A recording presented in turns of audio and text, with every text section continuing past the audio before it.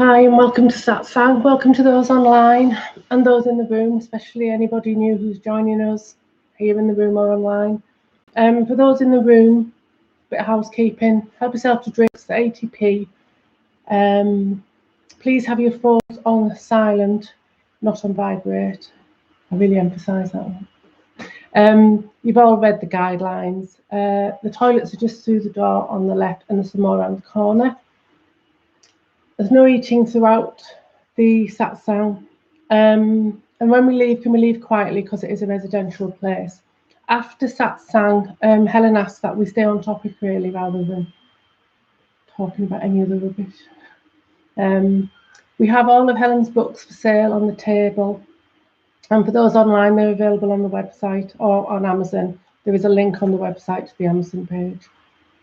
To those online, chat is open. Be aware that anyone can see what you're typing who's online, so don't put anything personal. If you get any buffering, just press pause and start again, and it usually stops apparently. But this end it's fine, so it will be your end if there's a problem. If you want to ask a question in Satsang, you have to email it to us by 5:30 the day of Satsang, or if it's the lunchtime group by 10:30 to evolutionofspirit@gmail.com. It doesn't guarantee they'll be read out, but up to now we've had space to read them out. In the satsang, Helen will give a talk and then she'll open it up for questions. That question is a one-to-one with that person. There's no interrupting. It's not a shared thing. It's just a one-to-one. Everyone benefits from it. And then when she's finishing, if you can just alert her that you've got another question. We have quite a few events coming up. We've started the Sangha again this week, which is run by Karen every Monday at 7 o'clock. The Dissolving the Ego course started on Tuesday and we were filled to the rafters, literally. So look out for the new dates and get your name down if you want to join that, because it fills very quickly. It's very, very popular. New dates will be announced soon. The next lunchtime satsang is on the 31st of February. I've written it down wrong. And that we will be doing them more regularly. We're looking at sorting that very soon, but at the moment they're just the last Friday of the month. The Satsang Intensive is on the 16th of February, 11 till 3. That's a mixture of satsang and meditations. And the retreat is filling fast. The retreat is a 2-night event. It's a silent retreat from Friday evening to Sunday lunchtime, and it is very good. So that is filling fast. So if you are interested, you need to let us know as soon as possible. That's at the end of March. All of the events are on the website, helenhamilton.org. So please look, if you have any problems or need any more questions answered, just email in. And have a wonderful satsang.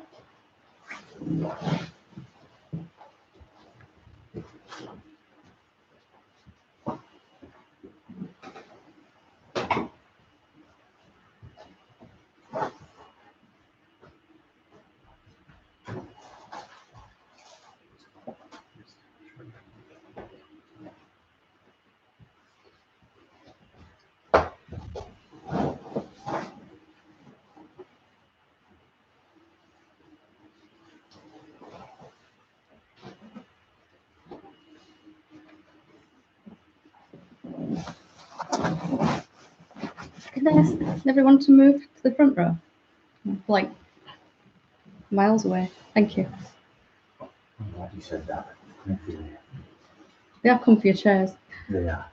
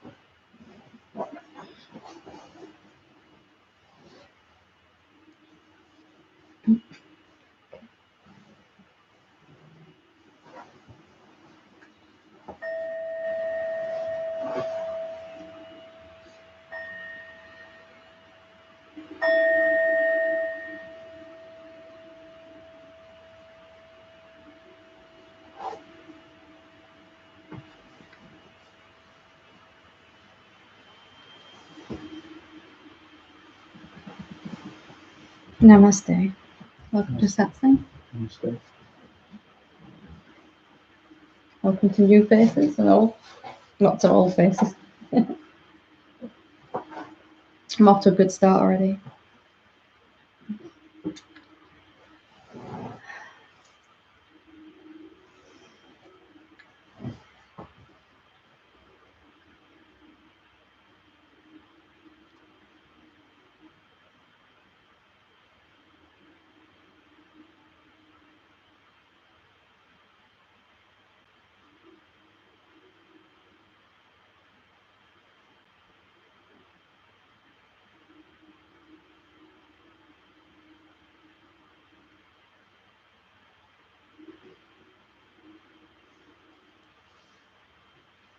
So, Satsang is, as always, for the understanding and the revelation, but also the living as what we really are, which is beyond our mind and body, which is independent of our mind and body, which is obviously very important to find, which is where we're all here in this room or watching this.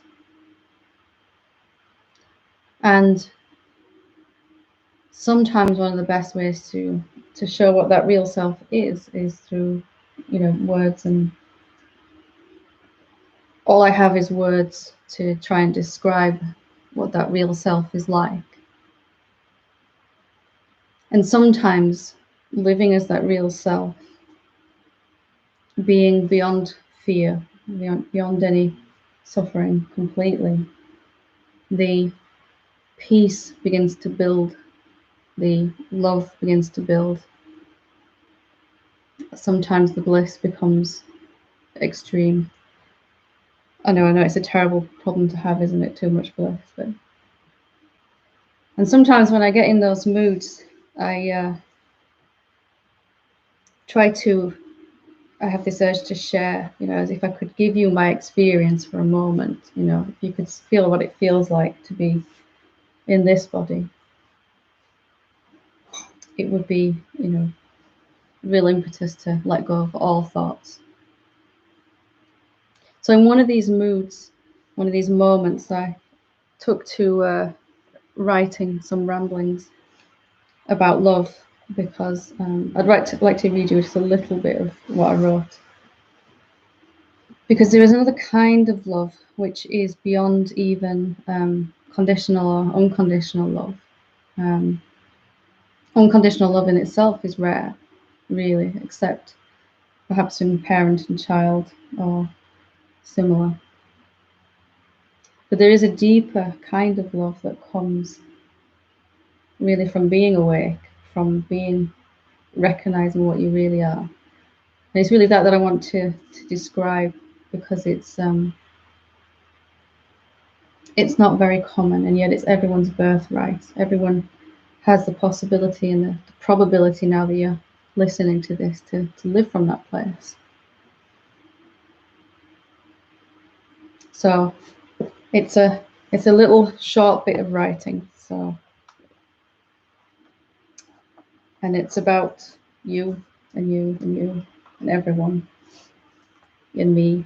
And it's called I Love You Too Much. I love you too much to think about you. I won't sully you by assuming anything of you or about you. I won't burden you with any expectations or demands. I'd like to meet you just as you are. I love you too much to separate you from me. I won't impose any distance at all on us. I won't tolerate the distance of thoughts between us. I want to meet you exactly as you are.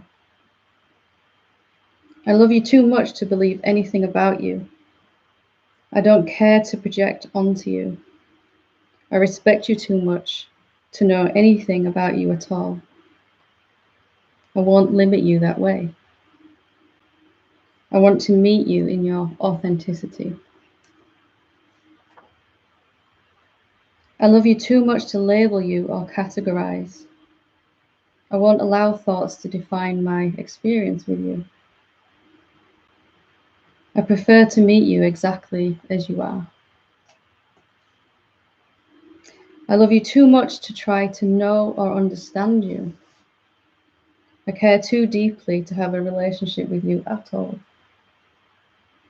I cannot bring myself to externalize you. I want to meet you exactly as you are. I love you too much to try to define you. I won't allow any restriction at all on you. I don't care to imagine how you are. I want to meet you exactly as you are. I love you too much to think about you at all. I love you so much that I forgot about you and I forgot about me. All that is left then is the pure experience of being and meeting each other exactly as we are. So it seems like a strange thing to say, like, I love you that much that I forgot about you, or I'm not going to think about you. It seems a really weird way to show someone love. But when we compare it to our traditional accepted forms of love in this world, we can either love conditionally or unconditionally. Those are the two choices that are available to most people. And conditional love says, I love you as long as, I love you as long as you fulfill my expectations of you. As long as you make me feel the way I want you to make me feel, pretty much, I'll love you. Unconditional love says, I love you exactly as you are. I don't need or want anything from you.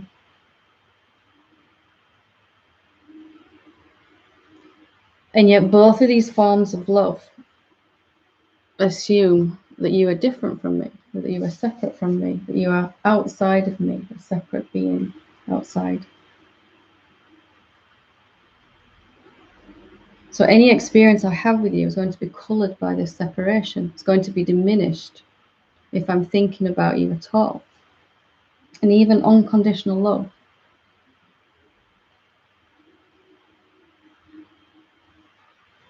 is still with this core expectation that I love you unconditionally, And as we become more aware of our real being, then there is this third option where you love someone too much to think about them, to have any expectations at all. Why is that? Why is that the highest form of love? Not the best, it's just the highest, not necessarily better than any other form of love. Just a different option to discuss in Satsang, and a different way to be. It's because if I have any expectations or ideas or thoughts about you, then I'm going to experience those thoughts and beliefs about you. And I'm not going to be able to experience what you really are, who you are.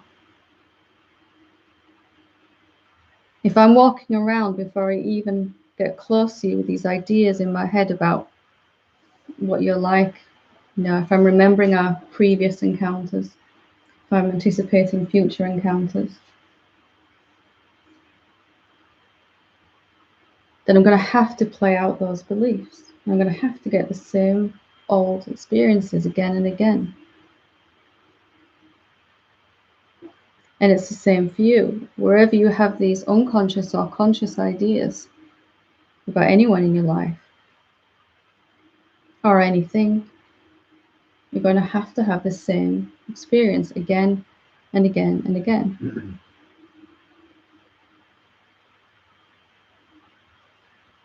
But the more that you come to realize that your real being, the true self, is beyond thought, is above the mind already, then you have this other option. You can ask this question: what is it like to meet this person, or to experience this event, or to be in this situation without any beliefs or expectations at all? What is it like to really experience what reality is in this moment? And in fact, that really is the awakened state. When you're constantly and continuously and effortlessly experiencing what really is happening rather than what we think is happening, then that is enlightenment.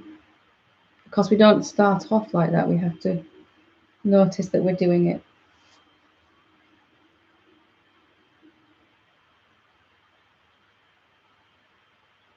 And you can do this with yourself. What is it like to really be me without any expectations or beliefs at all, conscious or unconscious? Asking that question, you begin to immediately experience what you really actually are. And all of those good feelings I was describing earlier begin to come with that. What am I actually like when I don't know anything about myself? Do you dare to love yourself that much to forget everything you know about yourself completely? To just be empty of concepts when it comes to your own experience of being? And do you love the true self, the real self that you are, enough to forget any ideas you may have about that as well? Are you coming into Satsang fresh every time, empty of concepts? If you are, then you begin to experience peace. You begin to experience a sense of love and joy that begin to build more and more.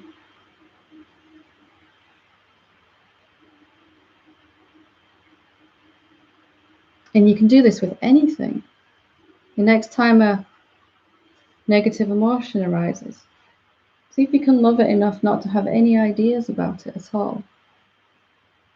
If we know what this emotion is, if we know its name, and we know how long it's going to last, and we know whether it's stronger or weaker than last time we felt it, and remember what we did last time to get rid of it, and all of these things, we're going to have to play out the same experience with that emotion. Why? Because you are the real being and you're infinitely powerful. Any thought that you subscribe to is going to colour your experience immediately. The fastest way out of that is to love yourself enough to experience yourself as you actually are. What am I really like in this moment? If there's a particular person that pushes buttons or stimulates some negative emotion, what is this being that's in front of me really like? Without my thoughts and expectations, am I willing to consider the fact that I've only ever lived out my beliefs and expectations about this person?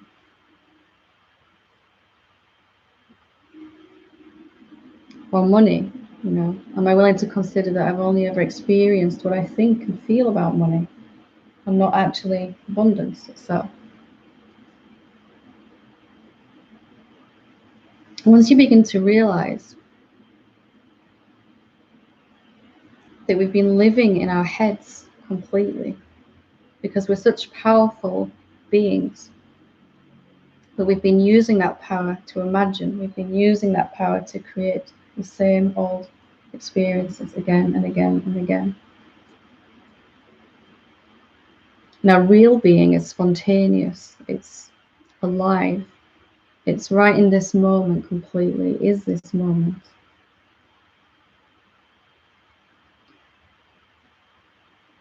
So how much do you love yourself, and are you willing to constantly open that love, allow that love to open, to blossom? Because you'll feel peace proportionate to how much you're experiencing an empty mind.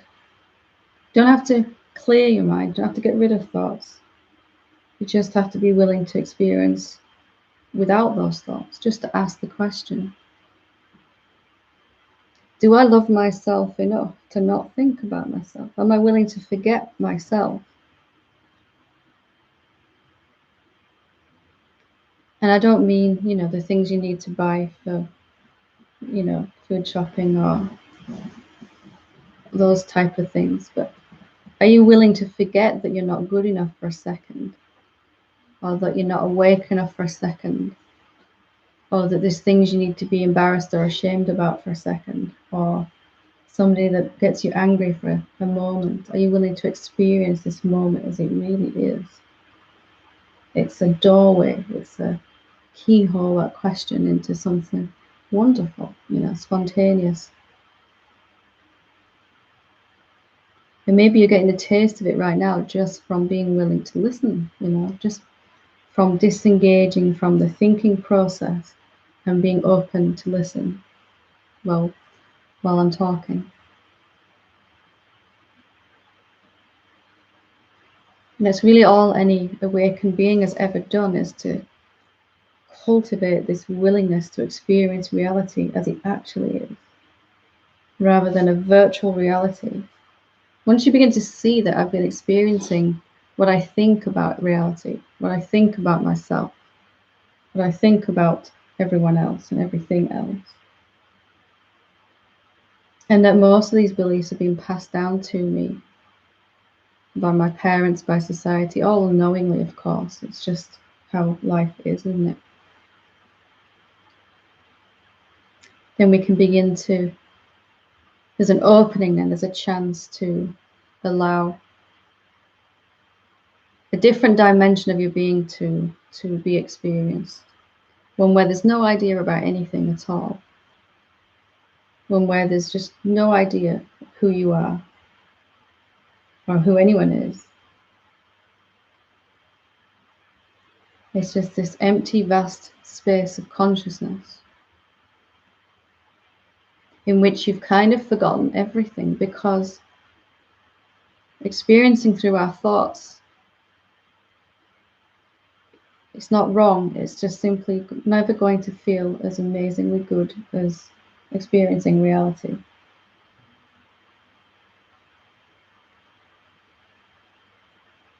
Love loves to love, it's always looking for greater expression. So even if you haven't even mastered unconditional love, you can do this, jump to this one straight away with this question. What am I really like in this moment? It's a simple thing, isn't it? Really simple, but profound.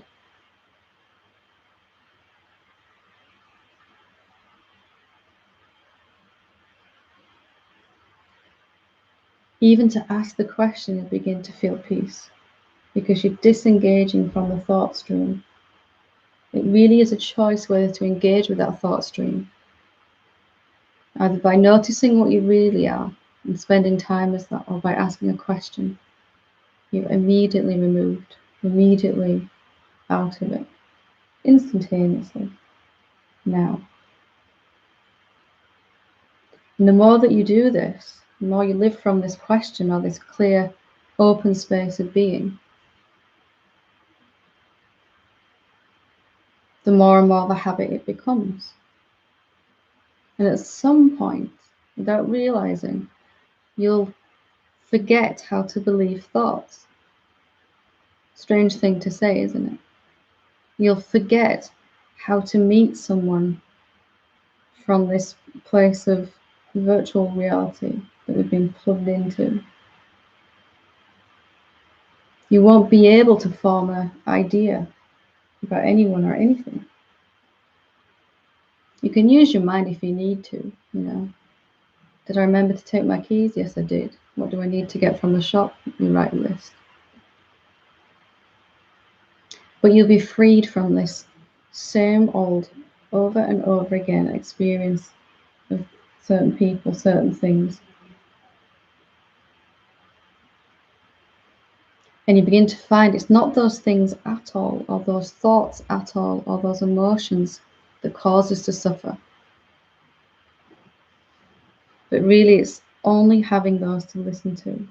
The moment you have another option to get out of your head, out of your mind,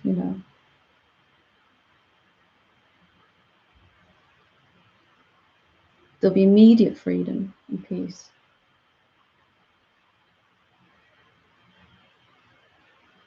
It's never going to be a popular option in this society, Lose your mind for an hour, or a day, or a week, or a lifetime. or just forget about me completely. You know, it sounds like the worst insult. I've completely forgotten about you. Can't remember anything about you at all. You know. So I don't really suggest that you tell people, you know, I love you enough to forget about you completely. But just do it inside, you know, do it inside, have that experience. And amazing things begin to happen. Firstly, you feel amazing inside. And then those people in your life are free to act in spontaneous ways also. They're free to act in ways that agree with how good you already feel, rather than having to play out these preconditioned roles that we've all come into this life with.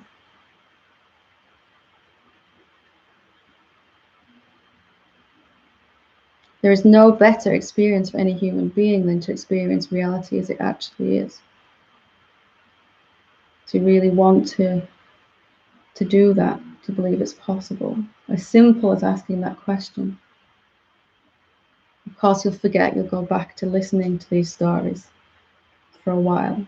You have to keep flexing that muscle, you know, asking that question again.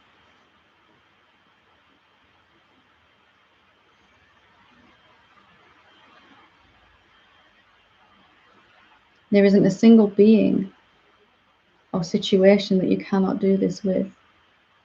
Sometimes, certain people, you may have to really try to remember that question inside. What is this person really like? When it's tempting to go with our old assumptions. So our mind says we're experiencing this with this person because that's how they are. You know, this is how this person is. There's nothing I can do about it. When you come to see that you are not just a limited being, you're actually everywhere, all the time, and that this other being is you, then you're back in the driving seat. You can free both of you from this back and forth, limited expression of love,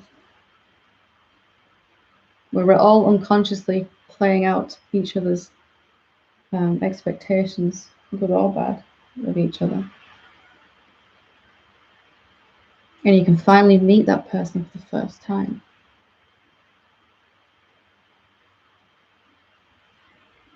You can finally meet life for the first time, perhaps, in this empty space that you are, you know, empty space of consciousness.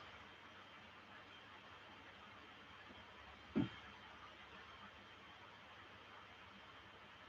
would really, really, I didn't write it in that, but I'd really, really, really, really urge you to give it a go.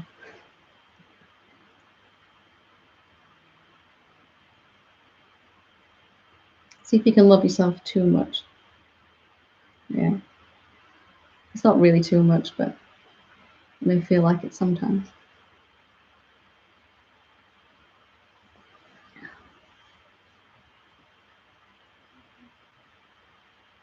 And expect life to challenge you.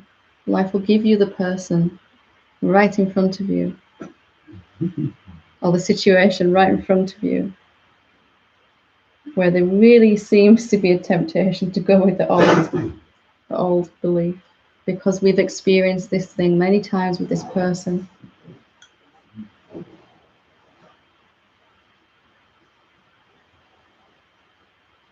But if the wish is there already, established in your heart, what is it like to be free of all this? What is it like to be me? What is it like to be spontaneous? Then something will nudge you inside, you know, don't really want to have the same old experience again. Do I really want to go around this all again, one more time? And then the door is wide open for something wonderful to happen. Wonderful. Delightful. Because when you're feeling peaceful inside already, and passionate about life, and loving, then life, everything that has to begin to agree with you more and more, begin to agree with how you're feeling and make you feel more of that.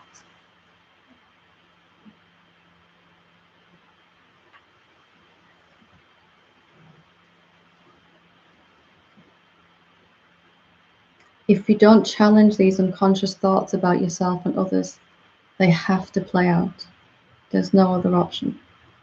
You're either living from here or you're living from here, moment by moment. There isn't anywhere in the middle. It took me a long time to figure that out.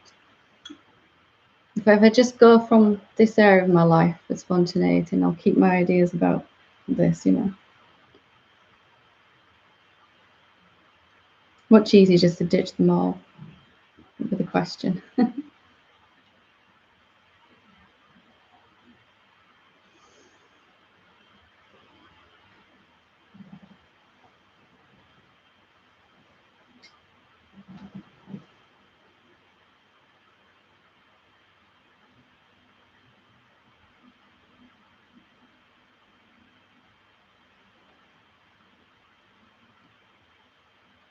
So I hope I've inspired you to love more deeply. If you'd like to ask any questions about that or anything else that's on your mind, just stick your hand up and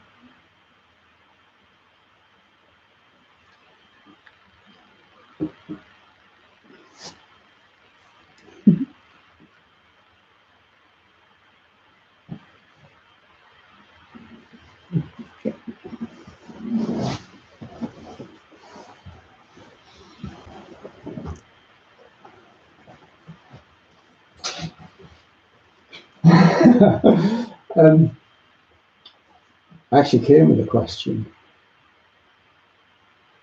and then as you talk, and there's kind of another question. okay. And I've said kind to her again, I suppose. Yeah. Well, I think they're linked. Because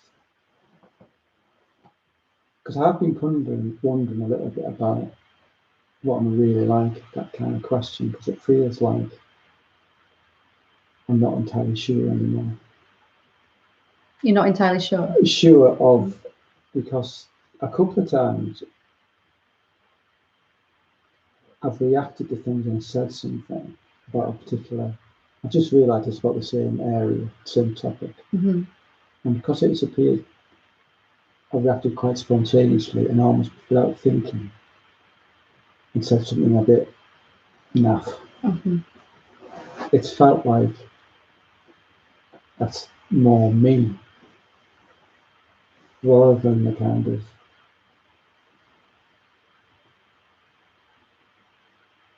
the kind of how you, the more you do this kind of work, that you react differently and you come from more a loving place. Yeah. And yet I react spontaneously in a certain way.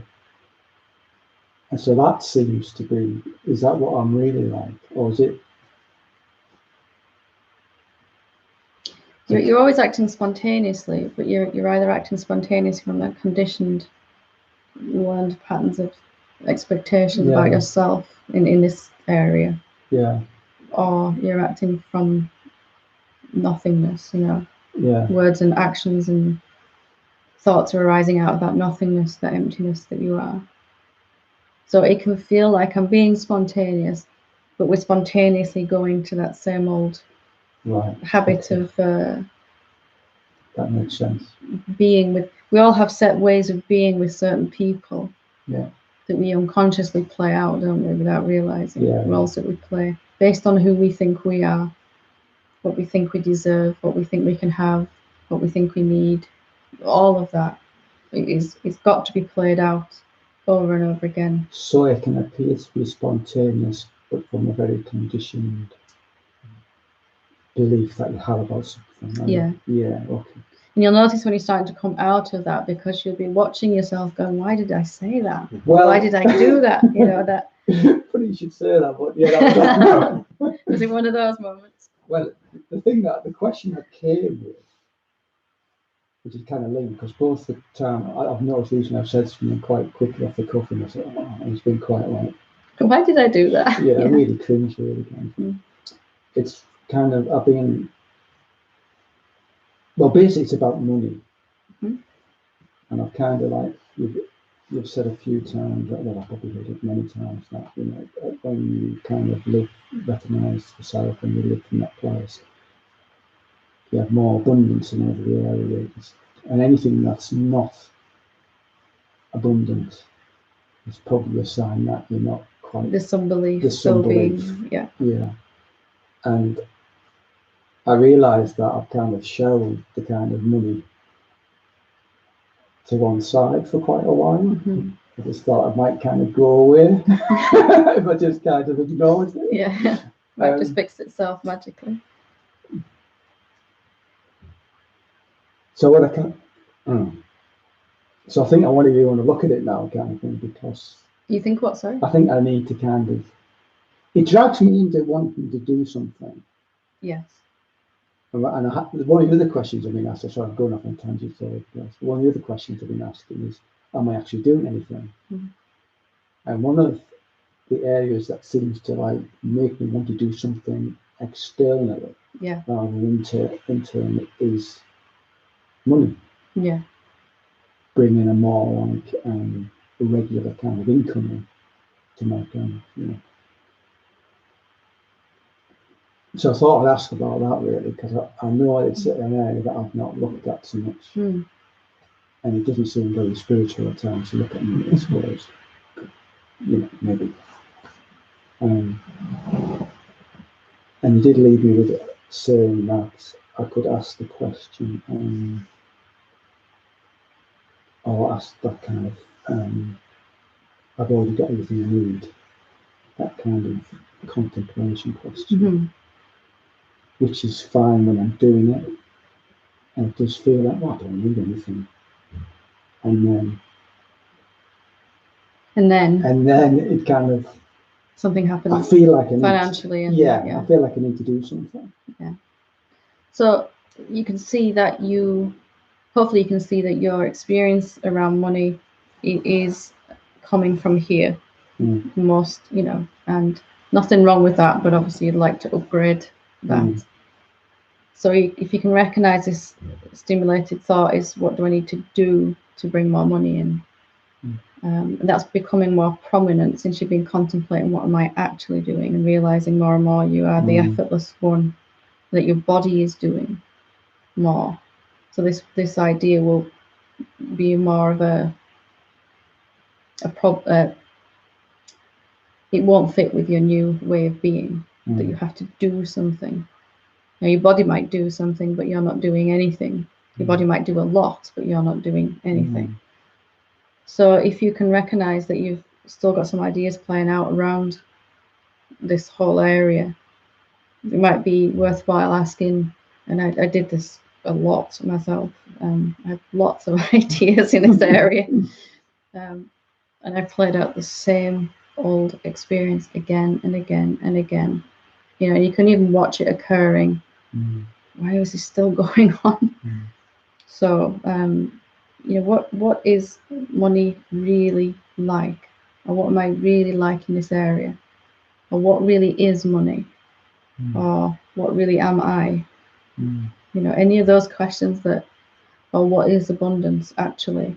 Any of that kind of question. Yeah, even a silly question like, can I actually earn money? It sounds like a really strange thing for the most of the population, but I had to sit with that question for a while, because I realized I was actually really believing that, even though I'd seen deeply that I was the formless reality, there was still that little area where I was experiencing through that belief that I have to do something. So as this realization deepened, and I was still holding on to, I have to earn money, money dried up, because on one hand I'm the effortless one, everything is me, and the other hand I'm believing I've got to earn money, and the two are just not compatible. So as I really looked at that, and I think there's a similar type of idea within you that's stimulated. Of course, if you look and see there's not as much coming in as you would like, it's okay. Of course, you would like that to improve. But then to buy the idea that you've got to do something, you're on a hiding to nothing then. If you're realizing more and more that you're the effortless one. Yeah, it's in direct opposition. So one thing that helped me was out of the question, what do I need to be to earn money? It was a really useful question. Who do I need to be to earn money? you know, or am I actually earning money? Or is it just kind of more and more you'll see it becomes it comes in more and more effortlessly. Whatever actions your body is doing become more and more fun anyway, and it's not it'll be less and less hard. Even if you're working a lot of hours, it won't feel like hard work because you don't feel so much that you're working.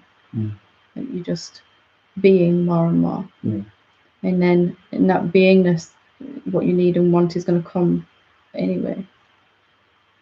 It's where a certain situation you're still allowing that belief to play out, so you have to keep. If I feel I have to do something to earn money, then I'm going to have to keep needing to do more than I'm doing, which is impossible for you now because you've seen clearly you are that stillness. So it's going to, you know, on one hand you're living from this place and yet you're insisting you've got to go do something. That helps. Most of these beliefs are so deeply unconscious within us, we don't realise. We need to look at the outer situation and say, well, what am I believing here? You know, or you might even be conscious every now and again about, I need to do something about this, or something similar. Well, a couple of things I said was so spontaneous, so like off the cuff. I was almost surprised it was me saying it. Kind of just blurted out, and I thought, You can hear it, right? The conditioning is talking through your mouth, and you're like, wow, that's So if you just recognise that is, we all have areas in our life, which is what we call our karma, you know, karmic patterns, where we operate from our beliefs rather than actually experiencing reality. And for as long as it takes, you know, to see. And even you can see it's not really about money, it's about where you're picking up an old belief that you're the doer of actions, isn't it, really? That's even further into the karmic pattern. I think so, And you kind of, you know, I know you've done a lot of DIY lately, you've transcended that belief physically, but obviously I'm not the doer, you know, but it can still be within us very, very subtly. I'm the one doing this self-inquiry, I'm doing meditation, or I'm doing, you know, all of that sort of. It can be more and more subtle, but can I really earn money? That's a good question. You know, am I really earning money? Because mind will say yes, you are. You'll be really sure, but I like that one. Or whichever question feels right. You know, I'll have a listen back. It's enough to recognise there's a what's the word I'm looking for? Disharmony between what you're believing here and what you're being here. So it becomes more and more prominent in your experience. Your experience goes more and more pear-shaped in that area until you see there's something near. There's a spanner in the works. You know, there's very common beliefs, aren't there? A lot of people still have these beliefs even when they're quite far down the path. You know, finding Satsang and I'm going to work to earn money on Monday morning, you know, or whatever. So, good. Anyone else like to ask a question? Yeah.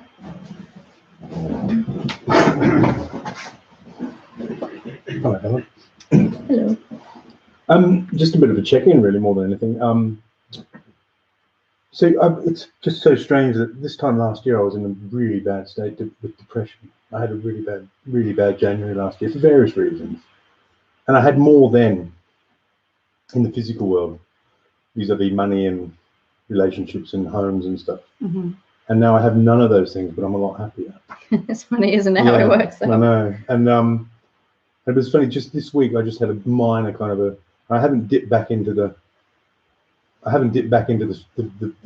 story, the narrative for quite a couple of months, and but I made the mistake of looking at the newspaper this week, looking at the Guardian of all things, and I just on Sunday and Monday I looked at the thing with the war and everything and the bushfires and stuff, and as soon as I got dragged into that, and it's not, I'm not trying to be fickle and sort of saying we're ignoring stuff that's going on in the world, but as soon as I dipped into that, the reverberations became, you know, there was a lot I felt. It I triggers felt this- shit about my yeah, future. yeah, And I started worrying about the fear of the future. yeah, And then following that was like the shame of the past. yeah. And Once you're on that train, yeah, it's hurtling out of control, Yeah. then, isn't it? Yeah. it was a big lesson to me. And, you know, and like the last right over Christmas and New Year, which is usually a really bad time for me, I've had peace. I've had peace. I wouldn't say bliss. I don't really know what bliss means, but I've had peace. Mm. And just I'm just so glad that I don't have that depression thing anymore. You know, it's bizarre. Just to, It's just to look at where you're still. For a lot of people, you know, reading the newspaper or watching the news will stimulate a lot of thoughts about how things actually are. And for me, I had to learn to step back from that. How things are how things are, and allowing myself to keep experiencing my thoughts about how things are, especially there's opinions flying around everywhere, isn't there, in the news. It's not going to help how things actually are. Why? Because the more awake you become, the more those beliefs are lived out immediately if you're still believing them. In that clear space of your being, you can watch the news, really wish that things were better, but also accept that they're not right now. You know, and that intention for things to get better can really come to fruition much more clearly, much more powerfully. Without every thought that we believe is limiting our power. You know, it's turning down that dimmer switch on our being. And so if you can you don't have to avoid anything in particular, but you can watch that and notice the opinions that are stimulated inside about how things are going to be, or as you said, how things were. Of course, when you watch that, there's going to be compassion. There's going to be, you know, why is the world this way? But also there's more of a maturity that this is how the world is right now. And the more awake you are, the more powerful your energy is to be able to help that shift. With the total acceptance of what is now, then you've got much more ability to help it move in the right direction. Otherwise, if the only option we've got as human beings is to keep living out our beliefs, and we're allowing our beliefs to be stimulated by what we're seeing on the news, it's an endless cycle. And that's being lived out very clearly, isn't it? In with everything that's going on in the news. I won't go into specifics, but so if you can, part of the responsibility even of being awake is to notice where we keep creating en masse from the same space, you know, and to sort of say, well, I'm going to opt out of that. It's not that I don't care what's happening. I do care, but I know the best way to help is to have no opinion about it. If it's going on up here, that's fine, but I'm not going to buy it, because then I'm just going to have to. I'm adding to the massive belief that most human beings are hooked into this belief system that they cannot get out of. One awakened being not fostering that opinion can cause a profound change and influence others to do the same. Because it occurred to me today as well, like, because I did reflect, because it sort of takes a while to remember to sort of just backtrack a bit and then think, oh, yeah, I started hearing about Trump and all that bollocks and stuff and all that stuff that was happening. Just remember your language. Oh, the wall. Sorry, yes.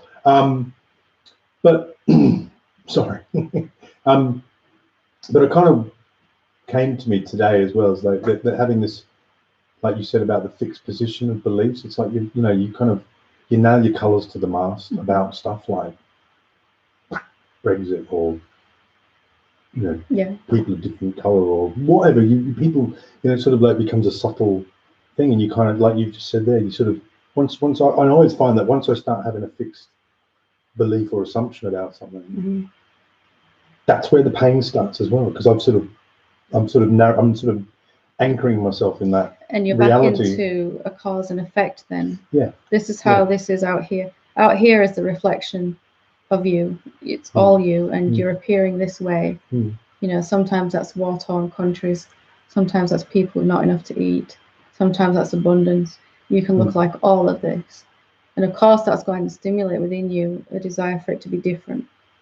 But as the more awake you get, the more you recognize just that stimulation of that desire is enough.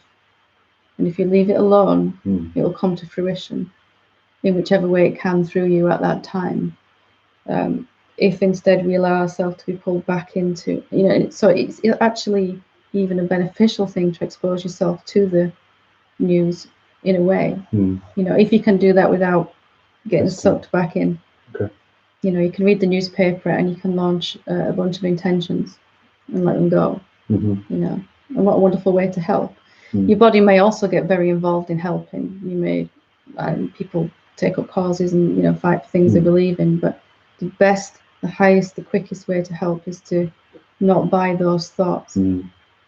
It's this. Yeah. To live from here, even in this area, is going to give the world the best chance, and to show other beings that there is a different way to function, because you cannot change out there because it's a reflection. So if you just unhook yourself from the beliefs inside, unsubscribe, then you're going to have a very different experience, and that energy field of an awakened being is very, very powerful to influence and uplift others to have a different thought process too. There's a chance then for them to find a different way to be. I have no opinion. Well, if there are opinions, just don't hold on to them. It's a very advanced being that can watch the news in the morning and not have any opinions at all. And that's fine, isn't it? It's not necessarily a bad thing, but just don't go believing all the reasons it can't happen. Why can't the world? The world is doomed. All of that. I don't want to get into all of that, but no. Don't believe the reasons why it can't happen. And most of what you hear on the news is opinion rather than fact, anyway. So Absolutely. Opinions talking about opinions to opinions. It's a good question. Yeah, good question. Thank you very much. Are you sticking your hand up? No. Yeah. Start like really high, so. Put both of them there, Yeah. It's more of an understanding really about what you were talking about when you started, about this finding this love and loving yourself. When you were talking, and what you'd written, I sort of felt myself, it was really profound when you were saying, and you did say some of us might feel something. I actually did. In a way, I didn't feel anything massive, but I felt like, yeah, I can imagine what that must feel like. It's a little bit like, for me, watching a load of people on a beach having a fantastic barbecue and all singing and dancing and having loads of fun, and I'm like at the back of a rock watching it, and thinking, my God, I wish I could be part of that. I want to be in there. I want to be in there, and it exists. I know it's there, but how do I get to it? And I think you answered it's strange in a way. I sort of felt that loving yourself. If you can love yourself, it's the understanding there. It's totally different from loving a partner, or a wife, or even a child. Maybe, I don't know. I've never had kids, so I don't know that sort of love. It's different, isn't it? But if you can love yourself, even though you can be in love with something else or someone else, if you can love yourself, you can be in love when you're with that person, but even if you're on your own, and you're not in love with anybody else, you can still find that same feeling. Yes. Totally alone. Yeah. And it gives you, it builds up some self-esteem. Yes. I've had some times in my life where I've been as a recovering alcoholic, which today I don't mind anybody knowing that. I'm not ashamed of it anymore. I used to be. I'm not now. Is that like loving myself? Like I can love every facet of myself, even my character defects. Yeah. And even the things I do wrong are to be loved. Yeah, the bits that would have known previously been unlovable in our own idea of ourselves. I can't love that bit of me. Yeah. It's as the love deepens, you really even want to embrace those. That they, you might prefer them to be different, but you accept they're there right now. That's the essence of love, isn't it? This is how I am now. and I can accept myself now as I am. Yeah. In its entirety, you know. And as a result of that, I mean, and I think what you said about loving the new, you know, the Numinum would find it, that's always there. And when you said you can love that much, now that was another thing that was profound with what you were saying, because I felt something then as well when you said you can love it so much that you can forget about it. And my first thought, well, how can you forget about something you love so much?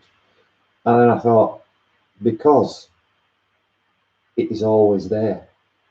No matter what I do or how I behave, that look, I mean, the love for a wife is that she goes out to work, she's still there, and I might still love her. I mean, I ain't got a wife, but I mean, just saying this is an example. Yeah. But they're away from you, but this is constantly there, even if you've not got a partner or a wife. Yeah. It's there all the time. Yeah. Now, and you know that love's there all the time, so you don't have to be thinking, I've got to, like with a person, you would have to, I've got to, like exactly what you were saying, I have to project this image, or I have to do certain things. This person. Yeah. I have to keep her happy in order to get the love from her. Whereas this, what you were talking about, is constant, irrespective of what I do, my behaviour. I mean, that don't give me a green light to go out and rob an old lady and think I'm still loved by my Numinum no matter what I do. You know, does that give you more? I just had a feeling when you were saying that, if I could get myself in that situation, that gives you want to be worthy of that love. Is that, am I right in thinking that you want to be worthy to receive that love, so it makes you want to love more and do the right thing, well, to get nearer or closer to it. It sounds really complicated when I was thinking, and it's so simple in a way. It's really simple, isn't it, what you were saying? Inherently love ourselves. You know, we all love ourselves inherently. And at first, you know, we were all interested in our own well-being. You know, so if you were about to trip and fall over, of course, you'd put your hands out to stop yourself. So all beings inherently love themselves and are concerned for their own well-being. And as you begin to go down this pathway more, that love begins to deepen. And then we begin to realize that I've not really explored what I really am. I've only really so far explored my mind and my body and my likes and dislikes, and nothing wrong with any of that, but that we begin to realize there is a deeper level of aspect about being, the Numinum, the self-awareness, whatever you want to call it. So that is love deepening, isn't it? I want to know all of myself, not just the most superficial aspect of me, not just the temporary aspect of myself, my mind and my body, because they're going to go at some point. As love deepens, you want to know all of you. And at first, the only way we know to do that as human beings is to think about our real self, you know, to read about it, to listen about it, to try to understand it here. And then the love begins to deepen even more. And we want to be it. We want to experience. Well, first we want to experience it. We don't just want to know about it anymore. And we want to experience it. And then after a while, the love deepens even more. And we want to be it. And then we want to eventually be it so completely that we've forgotten how to be that old version of ourselves. You know. So that love is always deepening. So it's an easy thing to cultivate because we all love ourselves constantly, don't we? It sounds conceited, but I don't mean it in that way. No, not in an egotistical way. You do what's necessary for your own survival, and we all want our own happiness, and there's nothing wrong with that. So the greatest way to do that is this highest love, which is the simplest love also, of just actually directly experiencing what you are, the Numinum, rather than thinking about it. And sometimes you get a little glimpse of that, little moment of what it feels like to be not even, you know, if I think about you, then I'm not really going to experience you. If you're talking to me and I've got thoughts in my head, I can't fully be present if I'm listening to those thoughts. And it's the same with your real self. If the real self is everywhere all the time, and it's got so much love to give. If I'm actually thinking about the real self, I'm actually missing the real self in that moment because I'm actually experiencing what I think about it. and you can't do both. That becomes clearer and clearer as you sort of wake up more, isn't it? I'm either going to be thinking about the noumenon, or I'm going to be actually being it. And there's nothing in the middle. And the more you see that, the more there's this kind of urge or desire or fire that lights inside to be actually on that beach, having that barbecue, as you said. Yeah. I since I've started this, I have noticed some change, some subtle, but some pretty major changes in myself. In one of the most things that's changed is I've gained in self-confidence, physically and mentally. Yeah.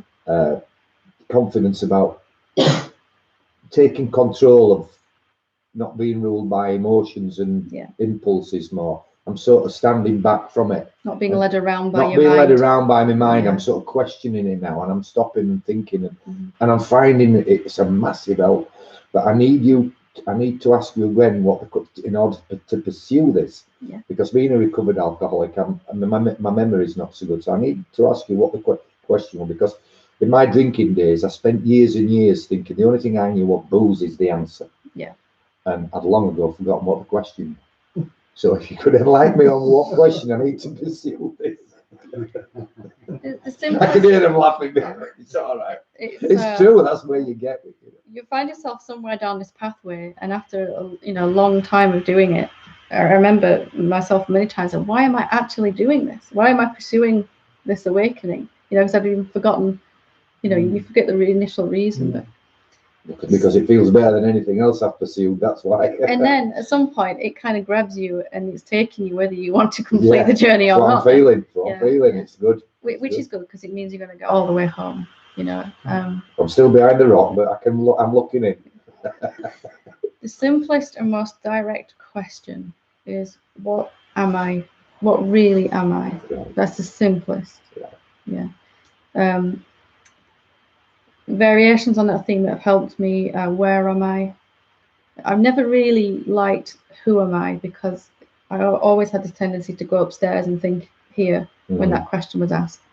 Well, I'm this, I've been seeking for 25 years now. I'm not finding, all of that stuff. So what am I took me immediately out of my humanity. Not there's anything wrong with my human body and mind, but it took me into that deeper, into the noumenon. What really am I? With a curiosity. When we were kids, when you watch a small child, they've just no assumptions about anything, have they? They're just experiencing everything directly as it is.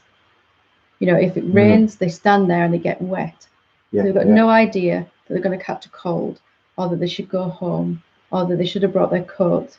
None of that is going on. They're just getting wet and loving it. Of course, sometimes I might have taken the coat, but anyway. I digress. So what really am I, with that curiosity that we somehow have put to the back burner as an adult? And we've learned to reference the library here, haven't we, all the time, about what I am. Rather than actually experiencing what you are. I always come up with the same answer when you look at it in the mind. Every time you experience what you think about yourself, you're going to diminish the amount of energy that can flow through your mind and body. When you're asking that question, what really am I? You might find you don't even care about the answers that come, because there'll be a sense of well-being. When you're not believing any thoughts, the natural state is an abundance of energy and well-being and peace, love, joy, and it deepens. So if you ask that question, what really am I? And as we spoke about before, any answers that come, don't hold on to any particular answer. Mind will have answers to that question. You might have emotional answers to that question as well. You might have a sensation of opening or space or something. There might be experiences that happen, to answer that question. But the deepest answer of all is the one that's always there. If you keep asking, are there any more answers to this question? What other answers? What other answers? Just notice our tendency as a human being to, what really am I? Oh, you're the noumenon. Okay, got it, sorted. That's an answer, and that's a thought answer. So you want to go beyond all the phenomenal answers that are mind, emotion, sensations, experiences. Nothing wrong with any of that. The deepest answer, the one that's going to satisfy you, is what you really actually are, which is that silent, empty space that isn't any particular thing yet. It's not a thing. It's always there. It's what you really are. And most importantly, it will be there when your mind and body have gone. You come to see that's what I really am. You keep asking, keep falling in love. The beautiful thing about love is that it is infinitely deepening. You can always, for the rest of your life, be falling more in love with your real self. It's just amazing. You can never get to the end of it, because it's infinite. So every time you ask that question, you'll get an even better experience of that real being. And you can keep upgrading. You don't have to wait 2 years like a phone contract. You can upgrade your experience of yourself again and again and again. And you'll realize one day I'm on that beach, I've been on that beach. I never was outside. I thought I was. Yeah. That's my mind that's out there by the rocks. Yeah. When I listen to my mind, I can see the confidence build. I can feel it. And then there's a sense of self-esteem, a sense of well-being, a sense of confidence, not arrogance, but there's an ability to see what's best for you, to just know that's not the right thing for me to do. I know that as well. This is the right way. I'm seeing that some of that as well. Lots of that coming in now. But also not to blame yourself if you do go down that road. So it's a very simple question that worked for me the most direct, most powerful. What really am I? What really am I? Don't stop at any answer. Dedicate your rest of your life. Get with a blank mind and wait for the answer to come from somewhere else. Just get on with your life. Live for the question, as if the question could just be written over your being, question mark. Yeah. And then just move around your life, and you'll begin to experience the answer. More and more peace, more and more joy, more and more love. And it also comes that self-assurance and clarity and confidence, and just being able to not buy those thoughts when they come. So when you were reading out what you'd written down, it just made so much sense. I could understand it. I felt it really in a way. I could feel that. Oh, yeah, that's possible. That's doable. It's the exact opposite of what's polite in society, isn't it? It's the exact opposite of what we're looking for with the mind. If I want to be a good friend, I'm supposed to remember your name, remember everything I know about you, remember remember your birthday, all of that stuff, But in forgetting all of that, whatever I need to know about you, so if it's your birthday tomorrow, it'll just be presented in my consciousness. It'll just be this thought, go buy a card for Garrett, or something. So it's not forgetting in a cold way. It's just not carrying around all this junk all the time, not having to live the same experience. We keep creating our experience based on what we're believing. And then we go, look, see, it's true because it's happening again. And around we go again. Yeah. So that was does that question, yes. Does it hit somewhere inside you? Yes, it has, yeah. It has. And that's your question for now then. It is for now. That's all I need for the moment. Very good. David, put me a big juicy steak on that barbecue. I'm coming out from behind me rock, mate. I'm going to be joining you at some point. Thank you. Anyone else like to ask? Or I could read some more. Shall I read a couple more? It might seem a bit weird. Okay. This is called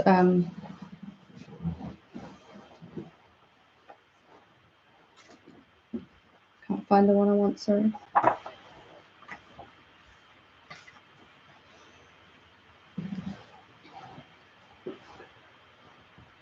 I want to show you you. Can't read my own writing. I want to show you what you really are. I want to show you perfection that already is. I want you to notice how perfect you are and have always been. I want you to see you, but you must look without your concepts. I would love to show you your wholeness beyond any idea of division. I would rejoice in you seeing your infinite nature beyond any sense of limitation. I want you to see the real you, but you must look without your ideas. I want to show you wonder, splendor, and infinite wisdom that is already yours. I'd like you to recognize your timeless and deathless self. I want you to see the real you, but you must look without your doubts. My heart longs to show you your true beauty. You are glorious and spectacular, and better than you can ever imagine. I want you to see the real you, but you must look without any self-definition. I want you to know with conviction that you never began and will never end. I want you to see the universe appearing inside you. I am your mirror, and I want you to look at yourself clearly. You just need to look without thoughts. I want to show you how free you already are. I want you to see you never had anything to do. I want you to know that you are never lost or found. I want you to see the real you, but you must be willing to see your already so perfection. I want to show you that you have never been a traveler and that all roads home appear inside you. I want to show you that you never moved at all. I just ask for one chance to show you yourself. I just long to show you completeness. I wish I could tell you the great importance of seeing, but I simply sit in my own peace, ever watchful for that moment that you are willing to look. Whenever you are willing to see, I'll take some shape to show you. You will never be abandoned. Some weird stuff comes out when I'm all looked up. One more?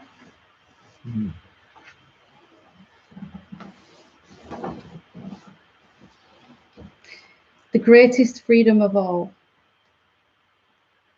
The greatest freedom of all is to be who you are. I want you to be who you are, not who you want yourself to be, or who you think you should be. Be exactly who you are and not who you have been taught to be. The greatest freedom of all is to be exactly as you are in each moment. If you find yourself lost in thoughts in this moment, be completely lost. If you find yourself completely aware of nothing at all, then be totally aware of that. If you're distracted by a noise or a sensation or an ache, then be completely distracted right now. Making no effort to control or change anything at all is the greatest freedom. Being completely at peace with what is right now is the greatest freedom. To be totally unable to should or shouldn't about anything is the best way to be. Whatever you think you are doing is being done by your body. Whatever you think you are thinking is being thought by your mind. Wherever your attention wanders is wherever your attention wanders. None of this is anything you must control. The greatest freedom of all is to be exactly as you are in this moment. Just relax and don't try to control or change anything about this moment, and you will see that nothing needs to change after all. The only thing you shouldn't do is to believe in shouldn'ts. Allow everything its authenticity in each moment.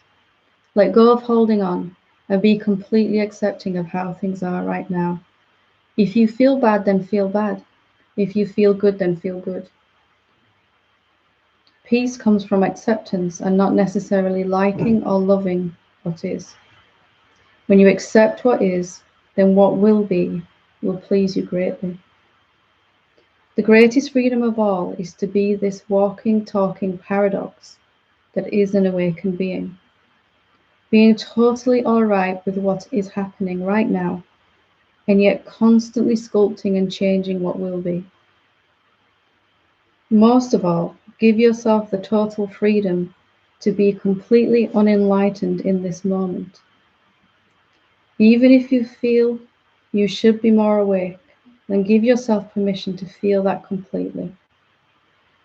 When you finally come to be exactly as you are in this moment, you'll be authentically awake right now. You will be perfect in your imperfections. You will have arrived even while still trying to get there.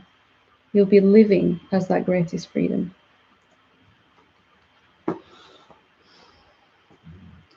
Some ramblings. So,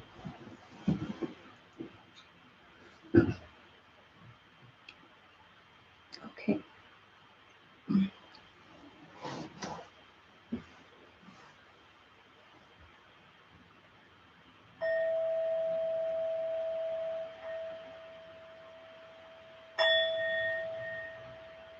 Thank you. Namaste. yeah,